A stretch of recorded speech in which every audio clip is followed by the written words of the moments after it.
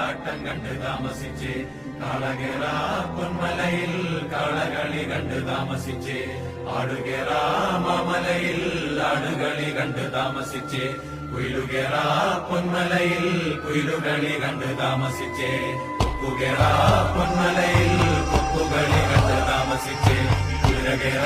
മാമലയിൽ കുതിരകളി കണ്ട് താമസിച്ച് വന്നുദിച്ചേ നിന്നുദിച്ചേ ആദിത്യ ഭഗവാൻ